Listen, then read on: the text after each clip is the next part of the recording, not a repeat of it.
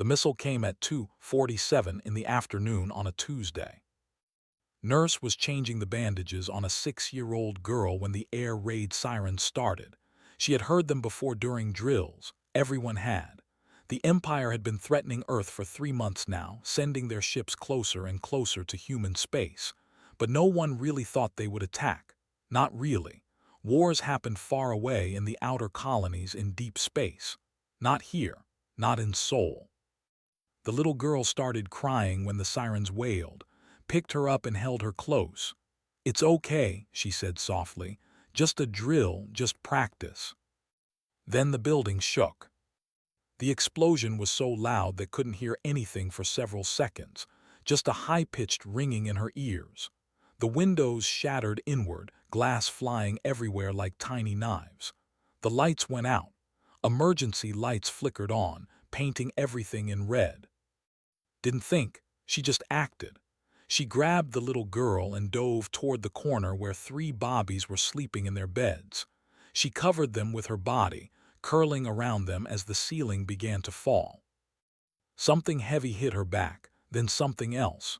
She felt her ribs crack, couldn't breathe. But she held on to those children, kept them covered, kept them safe.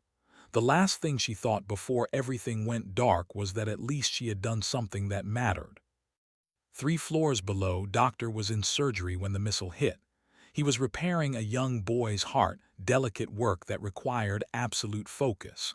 The explosion threw him against the wall. The operating table flipped over. The boy fell to the floor, chest still open, monitors screaming.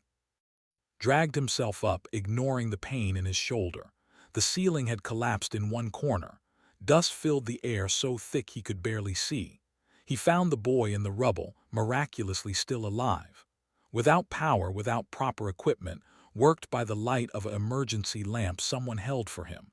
His hands shook, but he closed the incision. The boy's heart kept beating. When he was done, stood up and looked around. Half his surgical team was gone, just gone. The wall had collapsed on them. He could see outside now, through a massive hole in the building. Smoke rose from everywhere. Fire burned on the floors above. Then he heard the screaming. Children were screaming for their parents. Parents were screaming for their children. Nurses were shouting for help. Ran toward the sound, climbing over broken concrete and twisted metal. His doctor's coat got caught on something. He tore it free and kept going. He found a classroom first. 20 children had been having art therapy when the missile struck. Now there were only 5, huddled under a table that had somehow protected them. Pulled them out one by one, checking each for injuries, sending them toward the stairwell with a nurse who had blood running down her face but kept working anyway. On the 4th floor, found she wasn't moving. He checked her pulse. Nothing. But underneath her, 3 bobbies were crying, alive. He pulled them out carefully, handed them to another nurse. He wanted to close eyes to say something, but there wasn't time. More children needed help. For 3 hours, pulled survivors from the rubble. His hands bled. His shoulder screamed in pain every time he lifted something heavy. He didn't stop. None of them stopped. Doctors, nurses, even patients who could walk helped carry children out of the burning building. The fire spread faster than the firefighters could control them. Eventually, the order came to evacuate. Was one of the last ones out. He stood in the street, covered in dust and blood and ash, watching the hospital burn. 50,000 light-years away, on a command station orbiting the moon, Admiral watched the same hospital burn on her screen. The video feed came from news drones circling the wreckage. She watched the smoke rise into the sky. She watched the firefighters spray water that seemed to do nothing against the flames. She watched small bodies being carried out on stretchers, covered with white sheets. Her aide stood next to her, silent. Everyone on the command deck was silent. His daughter was 12 years old. Her name was. She loved drawing pictures of stars and planets. She wanted to be an explorer when she grew up. Yesterday had gotten a message from her, was visiting her friend at the hospital. The friend had broken her leg and was bringing her homework so she wouldn't fall behind in class. had told her to be home by dinner. The aide touched her shoulder gently. "Admiral, we're getting a transmission from the fleet." Didn't take her eyes off the screen. "Play it." A face appeared on another monitor. They looked almost human except for the gray skin and the extra set of eyes. The commander spoke in perfect English, translated by their computers. "This is Commander of the Third Fleet. Today's action against the military installation in Seoul was necessary due to Earth's continued resistance to peace negotiations. We regret any collateral damage. However, this demonstrates our capability and resolve. Cease all military operations immediately or face further consequences. You have 48 hours to respond." The transmission ended. The aide looked at, "Admiral, your orders." Finally looked away from the burning hospital. Her face showed nothing. No tears, no anger, nothing. But her hands gripped the armrest of her chair so hard her knuckles turned white. "Get me President now." Back in Seoul, news crews had arrived. They filmed everything. The smoke, the bodies, the survivors. One reporter found Doctor sitting on the curb, staring at his bloody hands. "Doctor, can you tell us what happened?" Looked up at the camera. His face was blank with shock. "They bombed a children's hospital," he said quietly. "There were 347 children in there. Bobbies, sick kids, children who just wanted to get better and go home." "What do you think Earth should do now?" the reporter asked. Something changed in his eyes. The shock burned away, replaced by something cold and hard. "They think this will make us surrender," he said. "They think we'll be afraid. They don't understand humans yet. They don't know what we're capable of when someone hurts our children." He stood up, still covered in blood and ash. "They're going to learn." The interview went viral in 6 hours. Every human colony watched it. Every ship in space saw it. Every station, every settlement, every person from Earth to the furthest reaches of human territory watched Doctor stand up, covered in the blood of children, and promise that something terrible was about to happen. They had 48 hours to respond to their demands. They had no idea they had less than 24 hours before humanity stopped asking for permission and started taking revenge. The smoke continued to rise over Seoul. His body was found the next morning, still curved protectively around where the bobbies had been. She got a state funeral, so did all the others. 347 children, 89 medical staff, 124 parents who had been visiting. 560 names that humanity would never forget. Admiral sat in her quarters that night. She held a picture of her daughter, was smiling in the photo, holding a drawing of Mars she had made for school. Didn't cry. She carefully put the photo in her desk drawer and opened her computer. She began writing orders, target lists, attack plans, fleet movements. By morning, she had a plan to kill 10,000. It was a start. President Han hadn't slept in 48 hours. He sat in the emergency council chamber deep under the Blue House, surrounded by generals, admirals, and council members. Everyone looked tired. Everyone looked angry. The deadline had passed 6 hours ago. They wanted Earth to surrender all military operations, dismantle the defense fleet, and accept protection. They were still waiting for an answer. Looked around the table.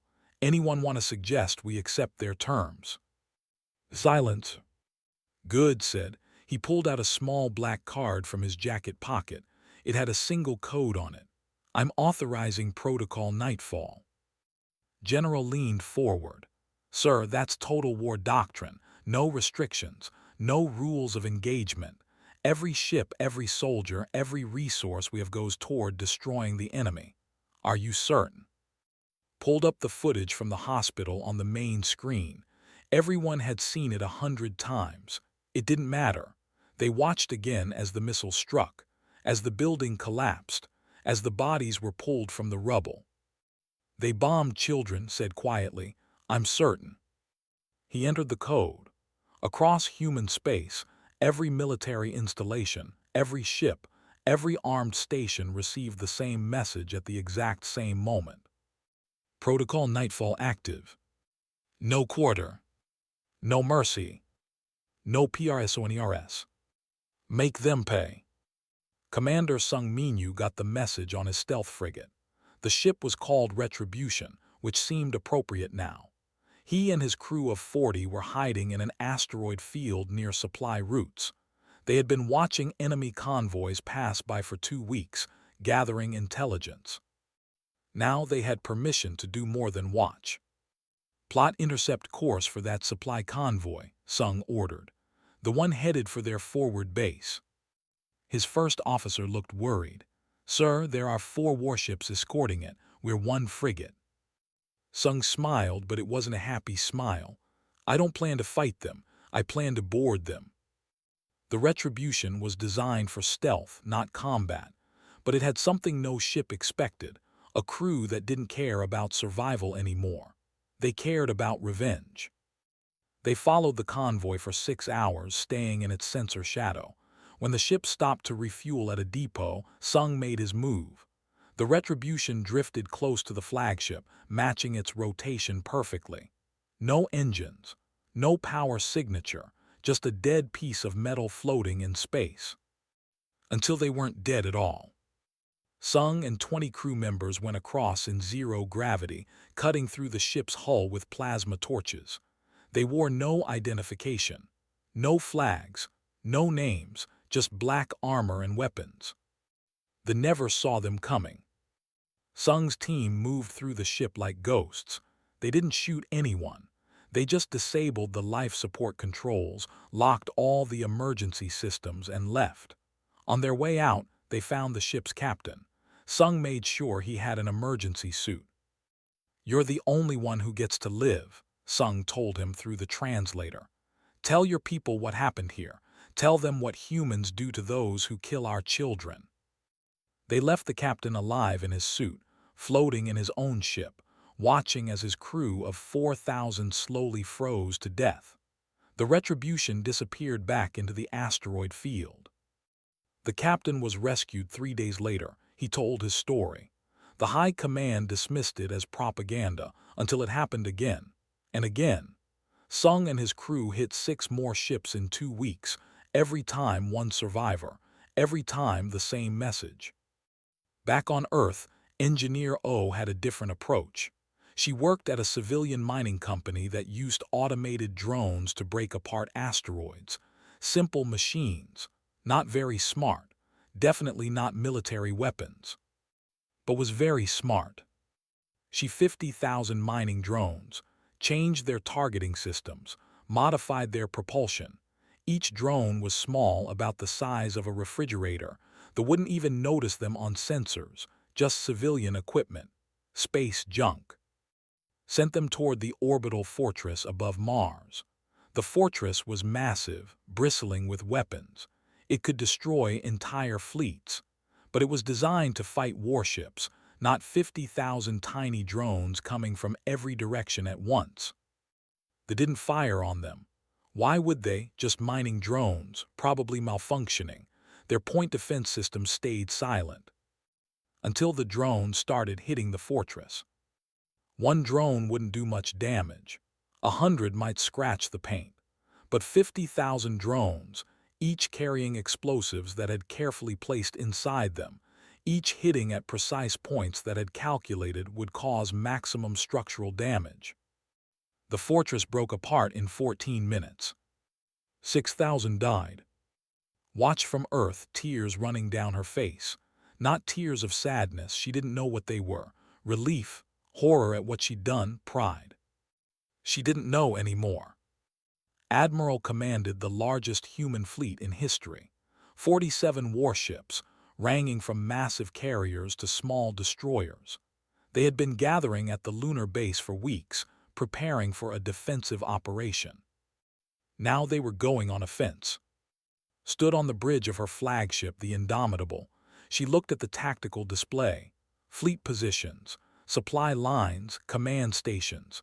She had studied them all. She knew where they were, she knew how they moved. And she knew how to hurt them.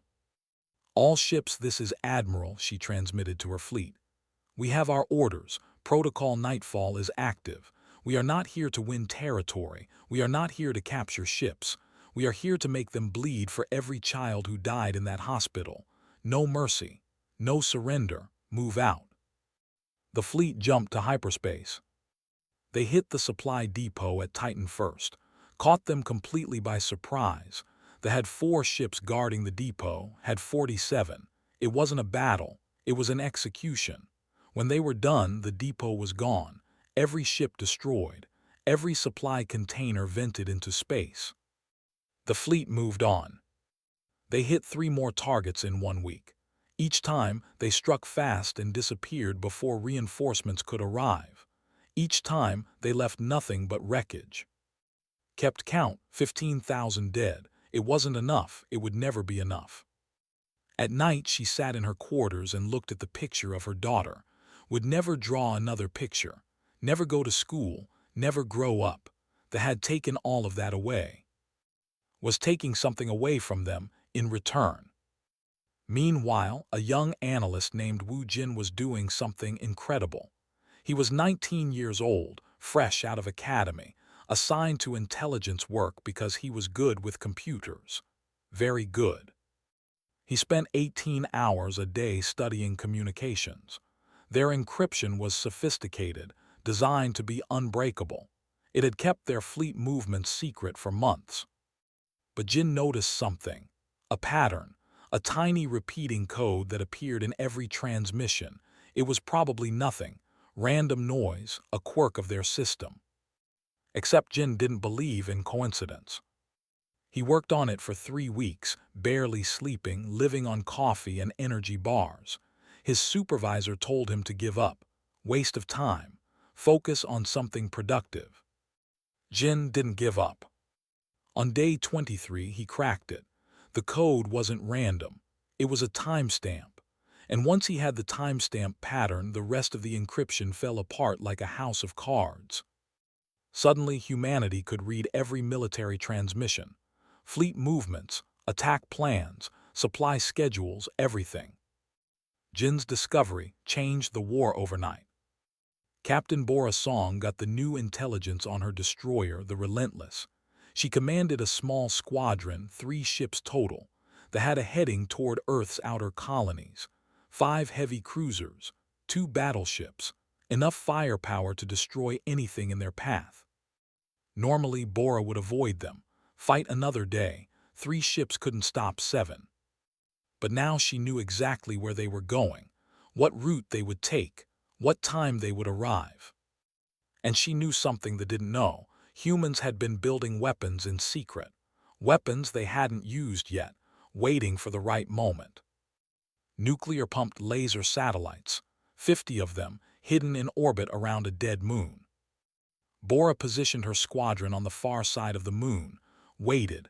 They approached exactly as the intelligence predicted. They didn't know the satellites were there. Why would they? Just old human equipment, probably abandoned. When the fleet was in position, Bora gave the order. 50 nuclear weapons detonated simultaneously, but instead of creating explosions, the energy was channeled into laser beams. Focused, concentrated, powerful enough to cut through a battleship's armor like paper. The fleet didn't have time to react, didn't have time to turn, didn't have time to fire back. 7 ships became wreckage in 90 seconds. Bora sat back in her chair. Her hands were shaking. "That was for the children," she said quietly. Her crew didn't respond. They didn't need to. They all knew. The high command watched the losses pile up. In 6 weeks, they had lost more ships than in the previous 100 years of conquest. The humans were supposed to surrender. They were supposed to be afraid. Every other species had been afraid. What was wrong with these creatures? They sent an envoy, a diplomat, someone to negotiate peace. Surely the humans would talk now. They had made their point. They had shown they could fight. Now they could negotiate like civilized beings. President agreed to meet the envoy. The diplomat arrived at the neutral station, expecting proper diplomatic protocol. Respect, courtesy. Instead, met him in a small room with no decorations, no flags, just a table and 2 chairs and a screen on the wall. "You wish to negotiate?" asked. "Yes," the envoy said. "This war serves neither of our peoples. Let us discuss terms." Turned on the screen. Hospital footage, the missile strike, the fires, the bodies. "You want to negotiate?" asked again. "Ask them." The screen showed names. 347 children, every single one, their photos, their ages, what they had wanted to be when they grew up. The envoy looked uncomfortable. "That was an unfortunate accident. War has casualties. Let us move forward." "Stood up, get out." "But we must." "Get out." The envoy left. He returned to space the next day, in a coffin. Inside were printed copies of every photo from the hospital, every name, every face. The message was clear. Humanity wasn't interested in talking. They were interested in revenge. And they had only just begun. The Empire had existed for 3,000 years. They had conquered 47 different species across 60 star systems. They had a method that worked perfectly every time. First, identify a promising species, study them, learn their weaknesses. Second, strike hard. Destroy their command centers, their military infrastructure, their ability to organize resistance. Make it quick. Make it overwhelming. Make it clear that fighting back is pointless. Third, offer generous surrender terms, protection, technology, a place in the Empire. Most species accepted within days, some took weeks, none took more than a month. The method had never failed. Until Earth. High Commander sat in the war room staring at the casualty reports. 3 months into the war with humanity and they had lost 145 ships, more than they had lost in the previous century. The humans had lost ships too, but not nearly as many. And somehow, impossibly, the humans were winning more battles than they lost. "Explain this," demanded, pointing at the tactical display. His intelligence officer, a younger named Tor, pulled up the data. "We don't understand it, Commander. Our simulations predicted human defeat within 6 weeks. Instead, they're predicting our movements, ambushing our fleets, hitting targets we thought were secret. They have better technology than we estimated." "No, Commander, their technology is actually inferior in most areas. Their ships are slower. Their weapons have shorter range. Their armor is weaker." "Then how are they winning?" Tor hesitated. "They're willing to take casualties we would never accept. They use suicide tactics. They repurpose civilian equipment as weapons. They don't follow any logical rules of engagement. And somehow, they know where we're going to be." "Stood up, find out how they're getting our fleet positions. Find the leak, close it." But there was no leak to find. The Never suspected that their encryption had been broken by a 19-year-old human who hadn't slept properly in 3 weeks. Jin's breakthrough changed everything. Every message was now an open book. Humanity knew where every ship was going, what every fleet was planning, which supply convoys were most vulnerable. The intelligence went out to every human commander. Admiral got it on the Indomitable. Commander Sung got it on his stealth frigate. Captain Bora received it on the Relentless. They all put it to use. Bora was assigned to protect the colony on Europa. 2 million civilians lived there under the ice, mining water and minerals. The wanted it. According to the intercepted communications, they were sending a full 8 ships, enough to overwhelm any defense. Bora had 3 ships. She read the intelligence carefully. The fleet would approach from the outer system, using Jupiter's gravity well to accelerate. They would arrive in 48 hours. They expected light resistance, maybe a few patrol ships. They expected to win easily.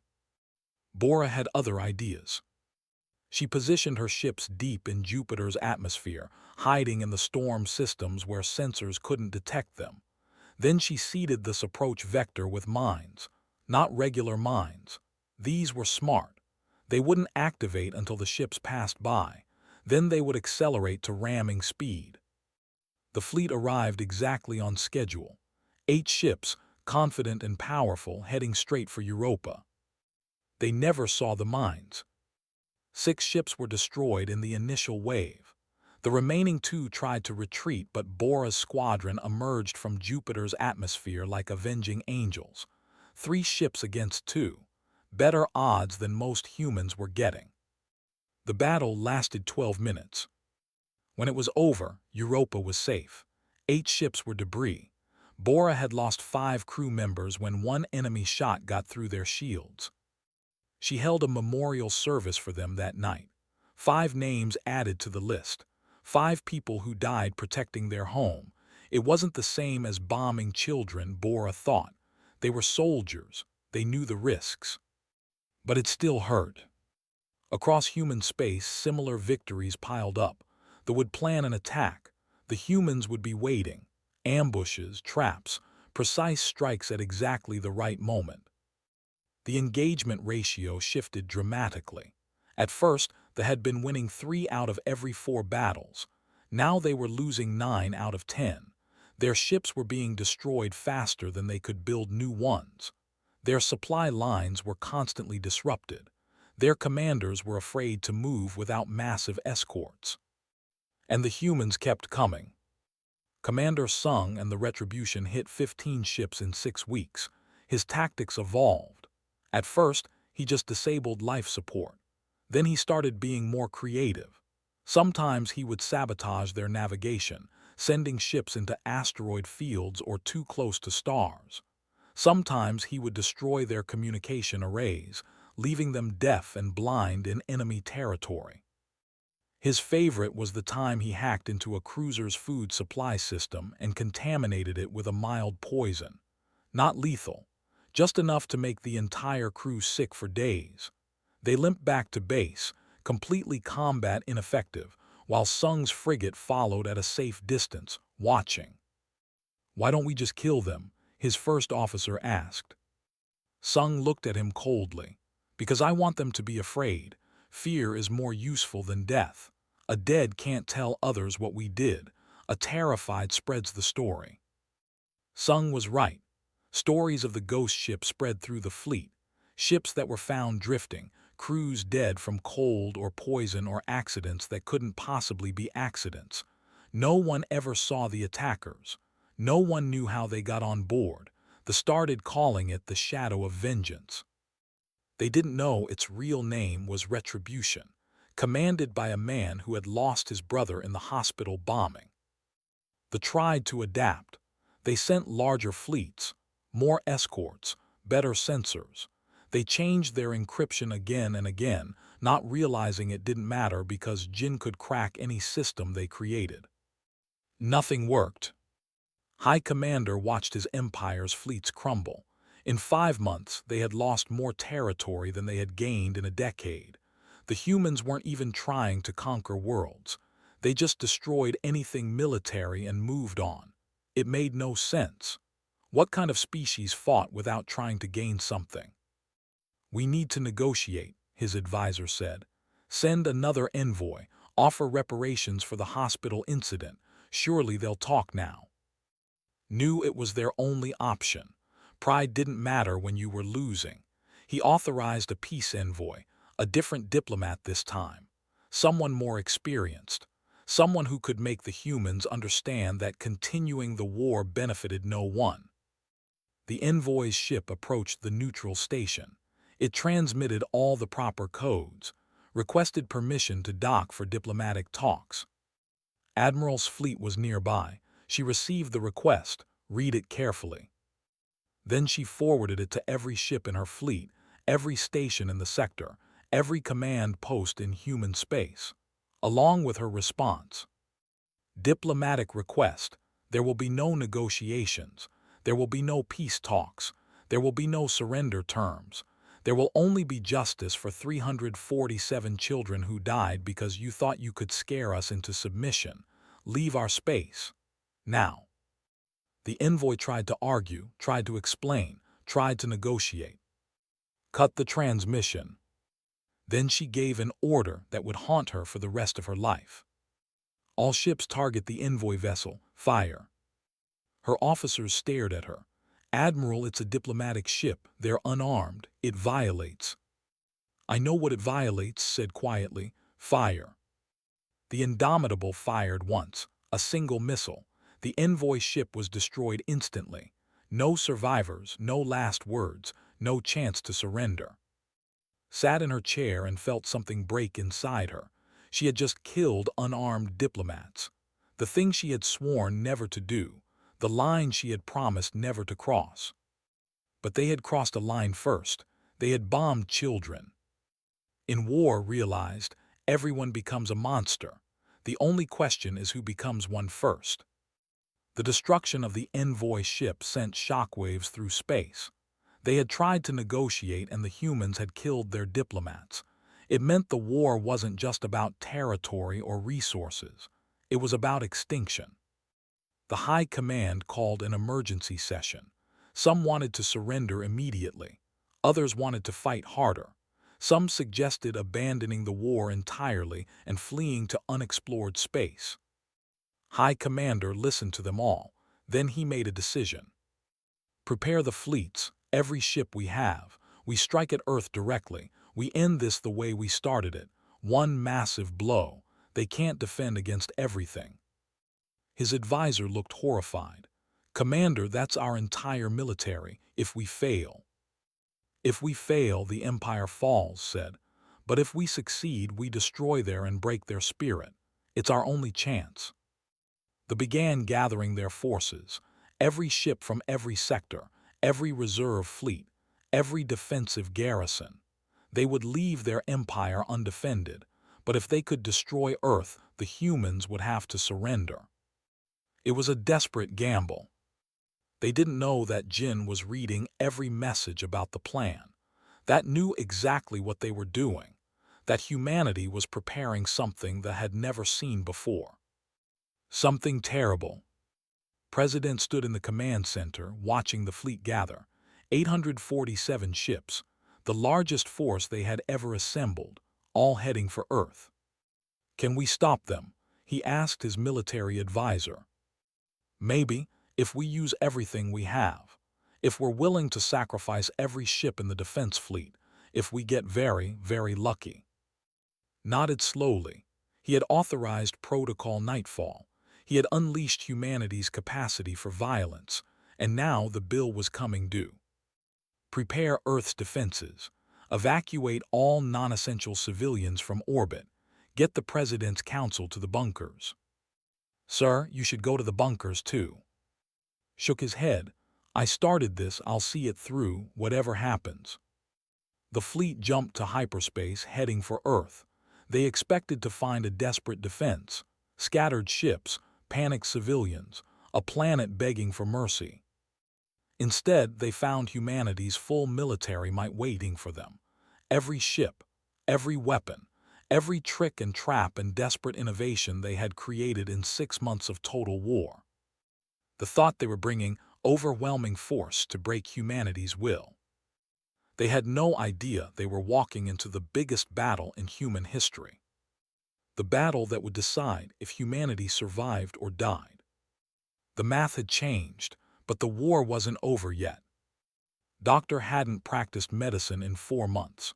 Instead, he stood in a military laboratory, looking at something that should never exist. The virus was beautiful under the microscope, elegant, precise, had designed it himself using genetic samples captured from their soldiers. It targeted specific proteins in their biology. Once infected, it would feel fine for about a week. Then the fever would start. Then the organ failure. Death would come in 3 days. Estimated that one infected could spread it to 1,000 others before showing symptoms. Released on there, it could kill millions in a month, maybe all of them. He had created the perfect weapon. And he hated himself for it. Doctor, his assistant, a young researcher named, stood at the door. The general is here to review your progress. General entered the lab, looking at the containment units with interest. Is it ready? Yes, said quietly. Excellent, how do we deploy it? Didn't answer immediately. He kept staring at the virus. Such a small thing. So much death contained in something invisible to the naked eye. Doctor pressed, the deployment method. We don't, said. Frowned, excuse me. We don't deploy it. We don't use it. We don't become the kind of people who commit genocide. They bombed a children's hospital. I know, shouted, surprising himself. I was there, I pulled dead children from the rubble. I held body, I know what they did. He took a breath, forcing himself to be calm. But if we use this, we're worse than them. They killed 560 people. This will kill millions, billions maybe. We can't. Looked at him coldly.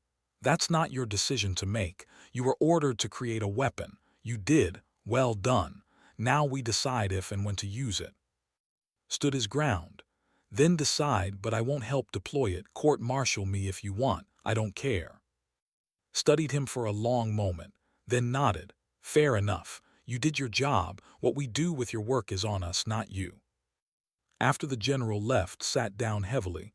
His hands were shaking. Brought him water. You did the right thing, she said softly.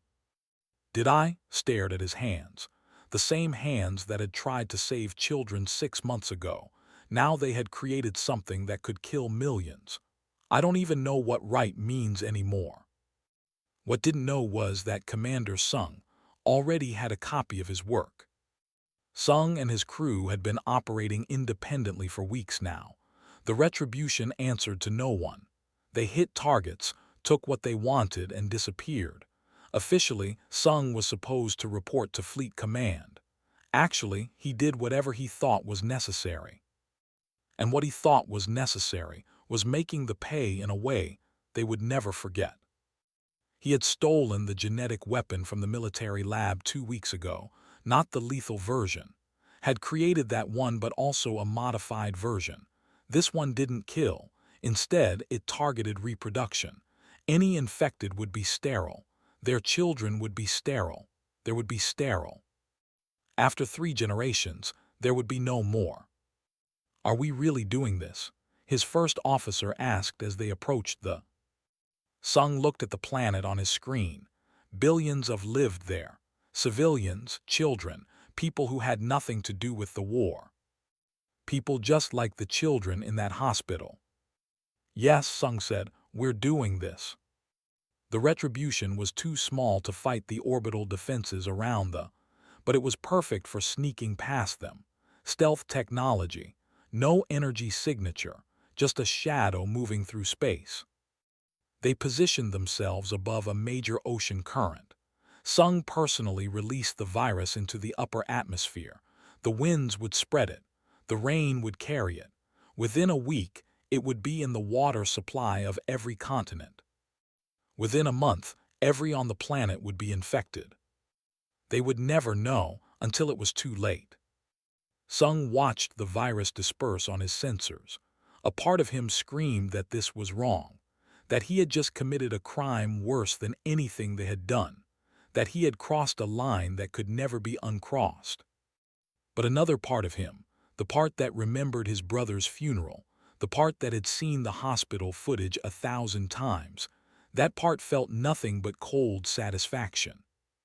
It's done, he said quietly. Take us out of here. The Retribution vanished back into deep space, leaving behind a doom they wouldn't discover for years. Meanwhile, Admiral's fleet had reached the home system, not to attack the planet itself. She had different targets in mind. The fleet emerged from hyperspace and immediately began broadcasting, but not a military transmission. Instead, sent out every piece of footage from the hospital bombing, every photo of every dead child, every interview with survivors, every name on the memorial wall. She broadcasted on every frequency: military channels, civilian channels, emergency channels. She made sure every in the system could see it. This is Admiral of Earth's Defense Fleet, her message said. You attacked our children. You thought it would make us surrender.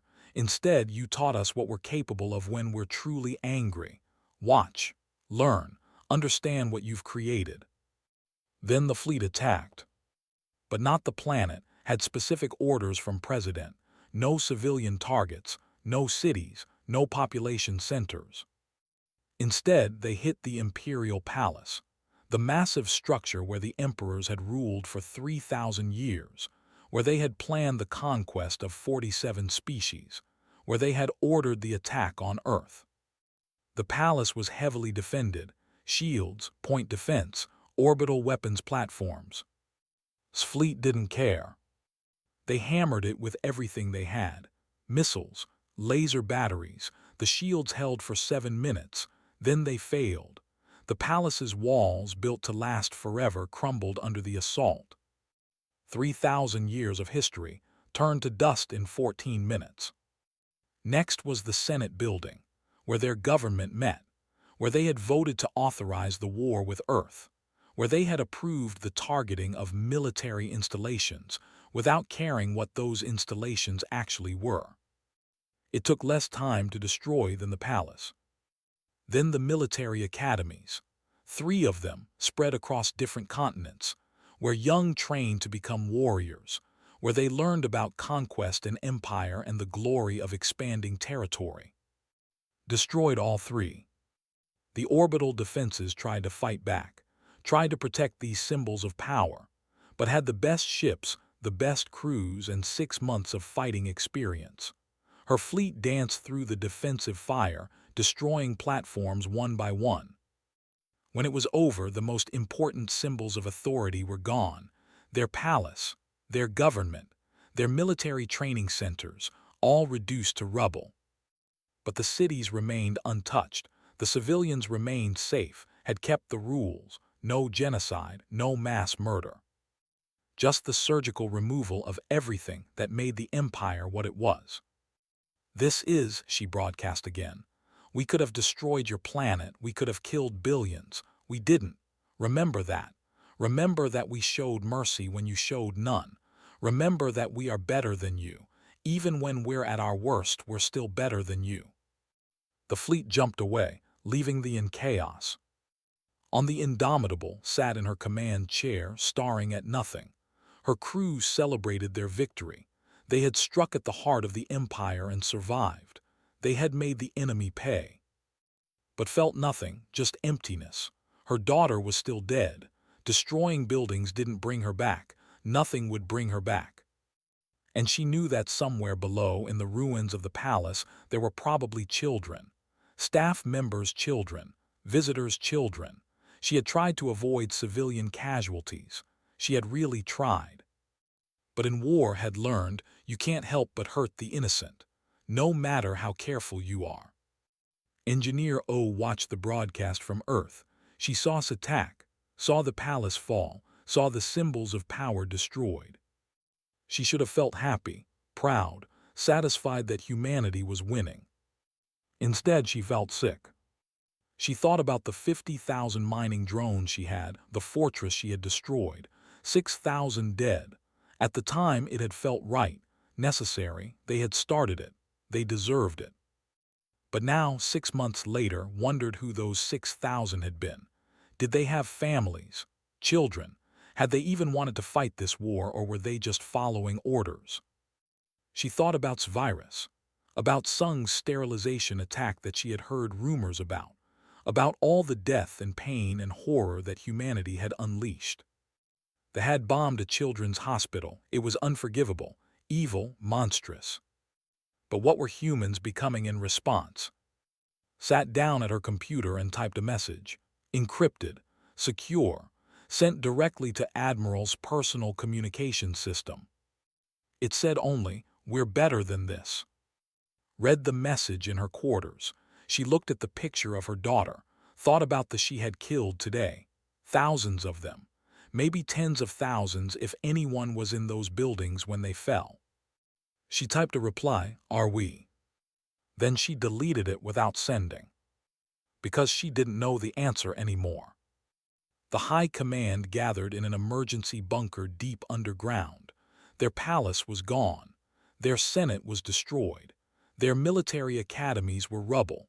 The symbols of their power had been erased in a single afternoon.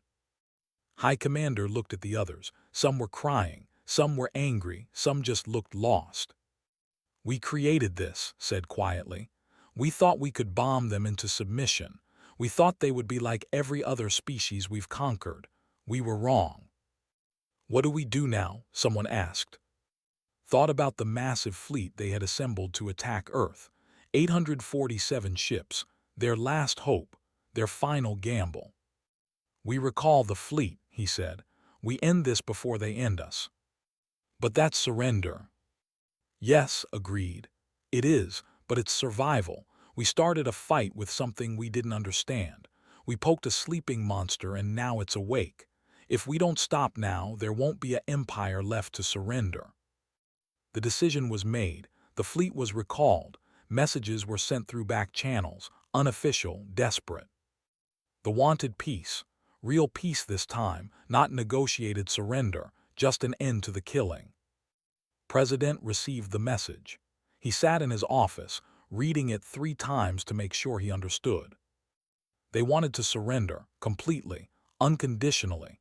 They would accept any terms, pay any reparations, just please stop the attacks. Should have felt victorious. They had won. Earth had won. Against an empire that had conquered the galaxy for 3,000 years. Instead, he felt tired, old, broken. He thought about Protocol Nightfall, the order he had given. No quarter, no mercy, no prisoners. He thought about what humanity had become in 6 months, the weapons they had created, the lines they had crossed, the monster they had turned into. They had bombed a children's hospital. Humanity had responded by becoming something they feared more than death. Was that a victory, or had everyone lost? Didn't know anymore. But he knew one thing: the war had to end, before humanity forgot how to be human anymore. 6 years had passed since the hospital bombing. Doctor stood on the surface of a planet that used to be called Colony 7. Now it was just called Haven. The Empire didn't exist anymore.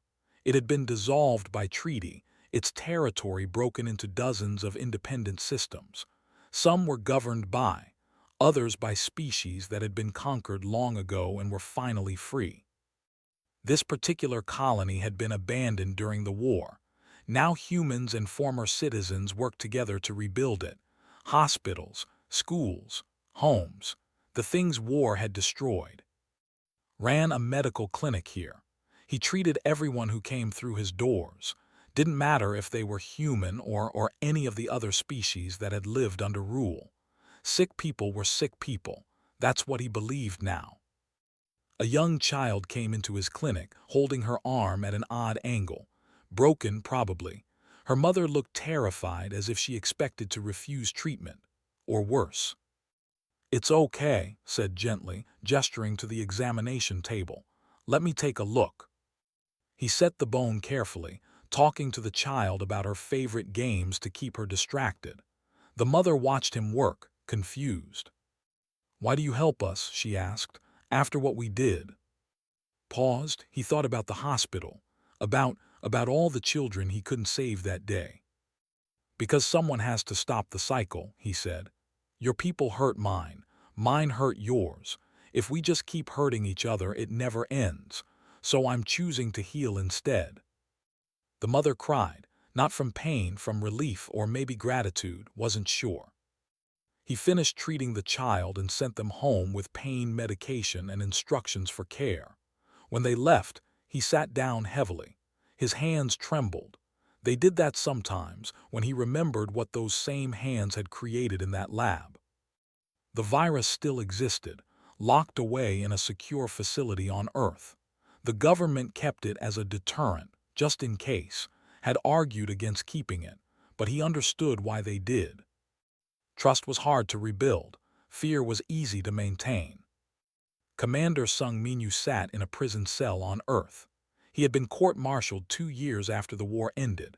Crimes against sapient species, unauthorized use of biological weapons, violation of the rules of war. He had been sentenced to 15 years. He was in year 5. Most of humanity considered him a hero. Petitions to pardon him arrived at the president's office every month. His trial had been watched by billions. His defense was simple. He did what was necessary to protect humanity. The prosecution argued that genocide was never necessary. The jury had found him guilty, barely, 7 votes to 5. Sung didn't regret what he did. The sterilization virus he had released on them was working exactly as designed. Birth rates had dropped by 80%. In another 2 generations, the population would be a fraction of what it once was. Not extinct, but broken, unable to ever threaten anyone again. Some people called it justice. Others called it the worst crime in human history. Sung called it insurance. He spent his days in prison writing a memoir, the truth about what had happened during the war, what he had done, why he had done it, no apologies, no regrets, just facts. The book was called What We Became. It would be published when he got out, if he got out. A guard brought him a visitor slip. He had a visitor. That was unusual. Most people who supported him weren't allowed to visit. Security risk. He was escorted to the visiting room. On the other side of the glass sat Engineer O. They looked at each other for a long moment. Then Sung picked up the phone. "I didn't expect to see you here," he said. "I know," replied. "I wasn't sure I should come." "But you did." Nodded. "I wanted to ask you something. Do you think it was worth it?" "Worth what?" "Everything we did, everything we became, all the people we killed. Do you think it was worth it?" Sung considered the question carefully. They bombed a children's hospital. If we hadn't fought back, they would have done it again, and again, to every human world, until we surrendered or died. So yes, it was worth it. But did we have to become monsters to fight them? "I don't know," Sung admitted. "Maybe not. Maybe there was a better way, but we didn't find it in time, so we did what we thought we had to do." Was quiet for a moment. "I destroyed that fortress. 6,000. I designed the attack. I sent the drones. I pushed the button." "I know." "Some of them had children, families. They were just soldiers following orders. So were the people who bombed the hospital. Does that make it right?" Sung leaned back. "No, but it makes it understandable. War doesn't create right and wrong. It creates necessary and unnecessary. What we did was necessary. Whether it was right is a question for people who weren't there." After left, Sung sat in his cell and thought about his brother, the one who had died in the hospital. He had been 8 years old. He loved building models of spaceships. He wanted to be an explorer. Sung had released the sterilization virus because of him, because they had taken away his brother's future. So Sung had taken away theirs. Fair, maybe not, just probably not necessary. He still believed it was. But some nights, he wondered if his brother would have approved, if that 8-year-old boy would have wanted Sung to do what he did. He would never know. Admiral had retired from the military 4 years ago. She lived alone in a small house outside Seoul, not far from where the hospital had been. She visited her daughter's grave every week, sometimes twice a week. The memorial had been built 6 years ago, right where the hospital had stood. 560 names carved into black stone, knew everyone by heart. She never spoke at the grave, just sat there, thinking, remembering. People recognized her sometimes. Some thanked her for her service. Others called her a war criminal. Both groups were probably right. Had commanded the fleet that destroyed the symbols of power. She had killed thousands, maybe more. The exact number was classified, but she knew it. She counted every casualty report, every destroyed ship, every building that fell. Total casualties attributed to her command, 124,000. She had killed 124,000 beings to avenge 560. The math didn't work. It would never work. But she had done it anyway, and she would do it again if she had to. That's what scared her most, not the guilt, not the horror. the fact that she knew she would make the same choice. Someone sat down next to her on the bench. She looked over. President Han, former president now. He had served one term and refused to run again. "May I?" he asked, gesturing to the grave. "It's a public memorial," said. They sat in silence for a while, then spoke. "I signed Protocol Nightfall. That order came from me. Everything that happened after, all of it traces back to that decision." "I know. Do you blame me?" "Thought about it? No, you did what you thought was right. We all did, that's the problem. Everyone thought they were doing the right thing, us, the everyone. And look what it got us." 4 million dead, said quietly. "Our own casualties, destroyed worlds, broken civilizations. And for what? So we could prove we're tough, so they would know not to mess with us. It worked, didn't it? No one has attacked Earth since. Because they're afraid of us. Because we showed the galaxy what we're capable of. We've become the thing everyone fears." Nodded slowly. "Sometimes I wonder if that hospital bombing was the worst thing that ever happened to us. Not because of who we lost, but because of who we became." They sat together until the sun set. Two people who had made terrible decisions for what they thought were the right reasons.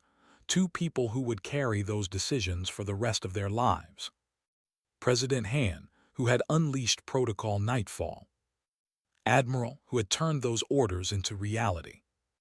Both wondering if they had saved humanity or destroyed its soul. The memorial dedication happened on the 6-year anniversary of the bombing. Thousands of people attended, survivors, families, veterans, officials. Doctor was asked to speak. He stood at the podium looking out at the crowd. He saw in the audience, some living on Earth now, some visiting, all silent, all respectful. "I was here that day," began. "I pulled children from the rubble. I tried to save as many as I could. I failed most of them. For a long time I was angry. I wanted revenge. I wanted the to pay." He paused. "And they did pay. We made them pay. We hurt them in ways they never thought possible. We showed them what humanity could do when pushed too far. We won the war." Another pause.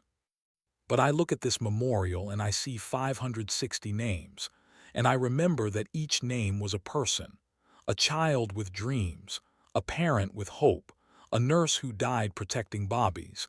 They didn't want revenge. They just wanted to live." His voice broke slightly. "They started this. They bombed this hospital, that's true, and we responded, also true. But somewhere in that response we forgot that the goal wasn't just to win. It was to remain human, to be better than the ones who hurt us." He looked at the in the audience. "Did we succeed? I don't know. We won the war. We protected Earth. We made sure it could never happen again. But the cost was 4 million lives, most of them civilians, most of them just trying to survive like our children were trying to survive. This memorial is called The Last Children. It's a promise that we will never let this happen again. But that promise works both ways. We won't let anyone bomb our children, and we won't become the kind of people who bomb others." Both sides became monsters that day. One side started it, the other side finished it. But in the end, we all lost something we can't get back: our innocence, our certainty that we were the good ones, our belief that we were better. Stepped back from the podium. "Remember these names, all 560 of them. Remember what happened here. Remember what we became because of it, and pray we never have to become that again." The crowd was silent. Then slowly people began to leave, laying flowers at the memorial, touching the names, crying. A young female approached. She was trembling. "My father died in the war," she said. "On one of the ships your fleet destroyed. I hated humans for years. Waited. But I came here today because I wanted to understand. I wanted to see what made you so angry, and now I do, and I'm sorry for all of it." Looked at this young person who had lost her father because of the war, just like had lost her daughter, just like Sung had lost his brother, just like millions had lost someone. I'm sorry too, he said, for your father, for all of them, both sides. They stood together at the memorial, and a human, both by the same war, both trying to find a way to live with what had happened. 20 years later was 80 years old. He still ran the clinic on Haven. He still treated everyone who came through his doors. A group of students visited, studying the war for a history project. They asked him questions. What was it like? What happened? Why did you do what you did? One student asked the hardest question. Were we right?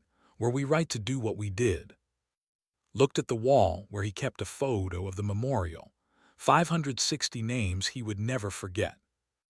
No, he said finally, but they didn't give us a choice that felt survivable. That's the horror of war. Both sides become monsters. Both sides think they're justified. Both sides believe they're protecting something precious. But you won, the student said. Did we? Asked. We survived. We protected Earth. We made sure they couldn't hurt us again. But we also killed millions. We used weapons we swore we'd never use. We crossed lines we thought we'd never cross. We became something we never wanted to be. He looked at the students. They bombed a children's hospital. That was evil, unforgivable. And we responded by becoming something they feared more than death. We burned their empire. We destroyed their future. We made them pay in blood and tears and terror. And then we had to live with what we'd done. Some of us, like Commander Sung, believe it was worth it. Others, like me, aren't sure anymore. Admiral died last year, still visiting her daughter's grave every week, still carrying the weight of everyone she'd killed. So were we right? I can't answer that. I can only tell you what happened, and warn you that if it ever happens again, try to find a better way. Try to win without becoming the thing you're fighting against. Try to protect your people without losing your humanity. Because we won the war, but I'm not sure we won anything else. The students left, quiet and thoughtful, sat in his office looking at the photo of the memorial. 560 names that started a war. 4 million casualties that ended it. And one old doctor who would spend the rest of his life trying to heal the wounds that remained. The galaxy remembered what happened when someone attacked humanity's children. The story spread to every species, every world. Everyone knew humans would burn the universe to protect their young. It kept the peace, fear often did. But it also meant humanity carried a reputation. The species that became monsters when pushed. The ones who would cross any line if you hurt them badly enough. Some called them protectors, others called them dangerous. Both were right. And somewhere on Earth, carved in black stone, 560 names reminded everyone of how it all started. How one terrible act led to another, and another, and another. Until the monsters were everywhere, and no one could remember who had become one first. That was the real tragedy, not the death, not the destruction, but the fact that everyone lost something that day, something they could never get back. Their certainty that they were better, that they would never do what the other side did. That they were the good ones. War doesn't have good ones, it just has survivors, and the survivors carry the weight forever. Knew that better than anyone. He had started as a healer, became a weapon maker, then spent the rest of his life trying to heal again. It wasn't enough, it would never be enough. But it was all he had. The memorial stood in Seoul, 560 names, and one phrase carved at the bottom in every language of Earth and beyond. We are capable of terrible things when you threaten our children. Never forget, never again. It was both a warning and a confession. The galaxy remembered, and humanity lived with what it had become.